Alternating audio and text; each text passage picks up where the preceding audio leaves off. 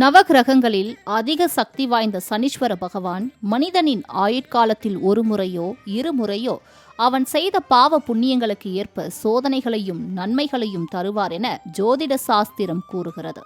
சனீஸ்வர பகவானைப் போல கொடுப்பவரும் இல்லை கெடுப்பவரும் இல்லை என்பது பழமொழி.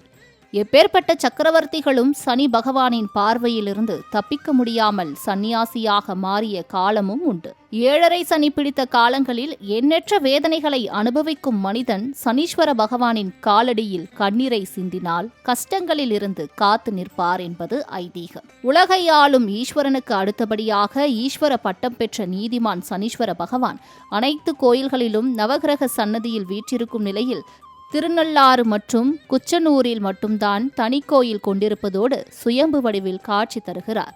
தேனி மாவட்டத்தில் அமைந்துள்ள குஞ்சனூரில் மூலவரான சனீஸ்வர பகவான் பிரம்மா, விஷ்ணு, சிவன் ஆகிய மூவரும் தன்னுள் ஐக்கியம் என்பதை குறிப்பிடும் வகையில் 3 ஜோடி கண்களுடனும் சக்தி ஆயுதம், வில் ஆயுதம், அபயஹஸ்தம், சிம்மகர்ணம் என 4 கரங்களுடனும் 2 பாதங்களுடனும் காட்சியளிக்கிறார். மணிநகரம் என்னும் நாட்டை ஆண்டு வந்த தினகரனின் வளர்ப்பு மகன் சந்திரவதனன் என்பவன் தன் தந்தையின் சனிதோஷம் நீங்க குச்சனூரில் தன் உடலை வருத்தி சனீஸ்வரனை வழிபட்டார். சந்திரவதனன் வழிபாட்டில் மனமிறங்கிய சனீஸ்வர பகவான் மன்னன் தினகரனை பிடிக்கும் காலத்தை 7.5 நாழிகையாக குறைத்ததோடு சுயம்புவாக தோன்றி அப்பகுதியில் கோயில் கட்டவும் உத்தரவிட்டார். இறைவனின் ஆணைப்படி அந்த இடத்தில் குஞ்சு புற்களால் கோயில் உருவாக்கப்பட்டதால் இன்றளவும் இத்தலம் குச்சனூர் என்ற பெயரோடு அழைக்கப்படுவதாக தல வரலாறு கூறுகிறது.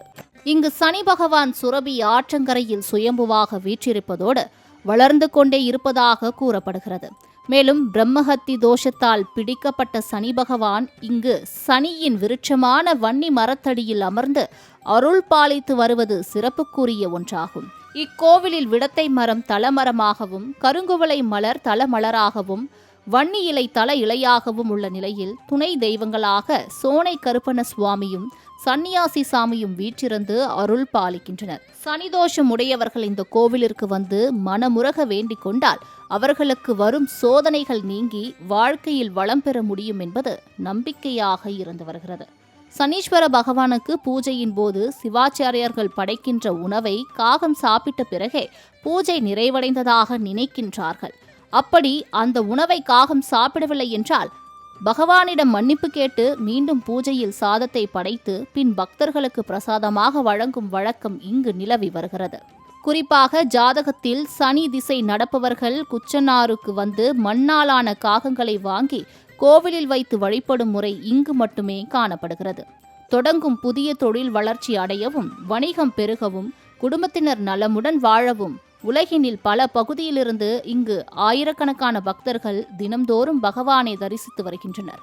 2.5 வருடத்திற்கு ஒரு முறை சனி பெயர்ச்சி திருவிழாவின் போது உலகெங்கிலும் இருந்து வரும் லட்சக்கணக்கான பக்தர்கள் எள் தீபமிட்டும் அன்னதானம் வழங்கியும் சனீஸ்வர பகவானை வழிபட்டு செல்கின்றனர். மாலை முரசு தொலைக்காட்சி செய்திகளுக்காக சின்னமனூர் செய்தியாளர் யாசர் அரபாத்துடன் கலைமாமணி நந்தகுமார்.